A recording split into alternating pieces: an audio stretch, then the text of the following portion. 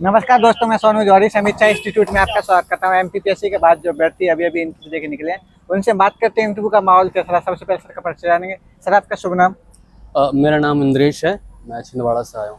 कैसा रहा सर आपका इंटरव्यू? इंटरव्यू बहुत मतलब बहुत सहजता से हो गया। ये समझ ही नहीं आया कि इंटरव्यू हो गया है। और जब मैं बाहर निकला तो मुझे बिल्कुल ऐसा लगा कि इंटरव्यू तो बहुत अच्छा गया है। अब आगे की विषय में अब जो है रिजल्ट तय करेगा।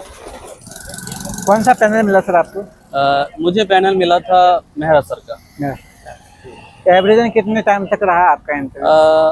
समथिंग 10 से 12 मिनट। 10 से 12 मिनट रहा। हाँ। क्या क्या पूछ लिया सर 10 से 12 मिनट में? सर ने मुझसे प्रश्न किया था अभिरुचि को लेकर कि आपको नाटक और गज़ल में रुचि है तो आप कोई गाते हैं क्या, तो आप कोई गीत सुना सकते हैं। तो मैंने उन्हें एक भजन सुनाया था, मीरा का भजन था। और फिर उसके बाद सर ने कुछ मेरे ज़िले से पूछे जो कि प्रश्न के जवाब मैं दे नहीं पाया। मैंने उनसे कहा कि सर मैं क्षमा चाहता हूँ, मुझे इस विषय में जानकारी नहीं है। और इसके बाद जब दूसरे मेंबर के पास उन्होंने ट्रांसफ़र किया तो उन्होंने पूछा मुझसे कि आपने जो अभिरुचि लिखी है, आपने लिखा कि नाटक देखना आपको पसंद है, तो क्या आपने अभी रिसेंटली में कोई नाटक देखा है। तो मैंने कहा कि जी सर, मैंने अभी पिछले 2 दिन पहले ही एक नाटक देखा है। और तो उन्होंने नाटक का नाम पूछा तो मैंने नाटक का नाम बताया। और फिर उन्होंने प्रश्न किया और फिर एक कालखंड में ले गए, वो छायावाद के कालखंड में।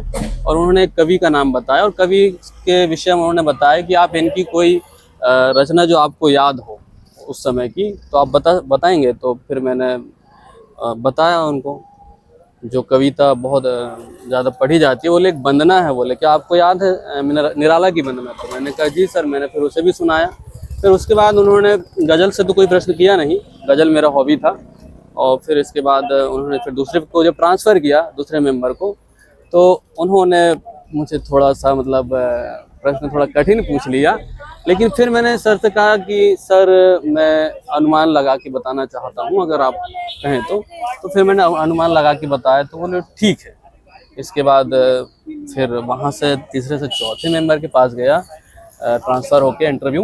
तो फिर वहाँ पे उन्होंने नाटक के विषय में ही पूछा जो कि मेरा रुचि का विषय था। और नाटक देखना तुम्हें बहुत ज़्यादा पसंद है तो क्या आप बोले एक कालखंड के विषय में बताएंगे, जयशंकर प्रसाद के नाटक के कालखंड के विषय में। और फिर उन्होंने एक नाटक का नाम भी लिया जो कि नाटक का नाम मैंने पढ़ा है, सुना है, लेकिन उसकी विषय वस्तु मुझे याद नहीं थी। तो मैंने कहा कि सर मुझे इस नाटक के विषय में अभी याद नहीं आ रहा है, मैं इसे घर जाके फिर से पढ़ूंगा, इसका अध्ययन करूंगा। तो इसके बाद इंटरव्यू खत्म हो गया। जैसे व्याकरण से संबंधित कोई क्वेश्चन? नहीं, मुझसे व्याकरण संबंधित कोई प्रश्न नहीं था। मध्य प्रदेश के कोई साहित्यकार वगैरह? मध्य प्रदेश के साहित्यकारों से भी कोई प्रश्न नहीं था। भारतीय ज्ञान परंपरा से कोई क्वेश्चन रिलेट किया क्या? उन्होंने नहीं, इसमें भी कोई प्रश्न नहीं था। सर, करंट से कोई क्वेश्चन रिलेट किया? करंट से भी कोई प्रश्न नहीं था। मतलब मेरा इंटरव्यू उन्होंने सिर्फ मेरी हॉबी के आसपास ही घुमाया और बहुत बढ़िया सहजता से बातें की हैं, बिल्कुल हंसाते गए। मतलब मुझे थोड़ा मतलब अपने आप मतलब ऑटोमेटिक हंसी भी आ रही थी और मुझे समझ ही नहीं आया कि इंटरव्यू हो गया। फिर उन्होंने कहा कि ठीक है इंद्र, हो गया। इसके अलावा ऐसा और कोई प्रश्न जहाँ आपने सॉरी बोला हो? सॉरी मैंने बोला ना, अभी बताया मैंने कि एक बार उन्होंने कहा कि आप मुझे इस नाटक के विषय में बताइए, जहाँ मैंने सॉरी बोला। और एक बार उन्होंने नाटक के विषय में ही 2 बार मैंने सॉरी बोला, जो कि मैं गलत नहीं बता सकता था। तो मैंने बताया भी नहीं, क्या सर मुझे मालूम नहीं है इस विषय में। और सर, प्रेमचंद जी वगैरह से? प्रेमचंद के विषय में भी कोई प्रश्न नहीं उठा। बिहारी जी, द्विवेदी जी? उन्होंने कहा कि आप कॉलेज पढ़ाते हैं तो आप क्या पढ़ाते हैं। तो मैंने कहा कि सर मैं हिंदी काव्य पढ़ाता हूँ फर्स्ट ईयर में।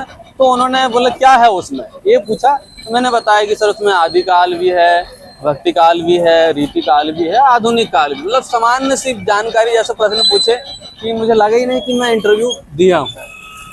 इसके अलावा बोर्ड पर टीचिंग करवाई थी क्या सर आपने? नहीं, बोर्ड टीचिंग। ऐसा कोई और प्रश्न जो आप बताना चाह रहे हो, आपको याद आ रहा हो, अंदर पूछा गया हो?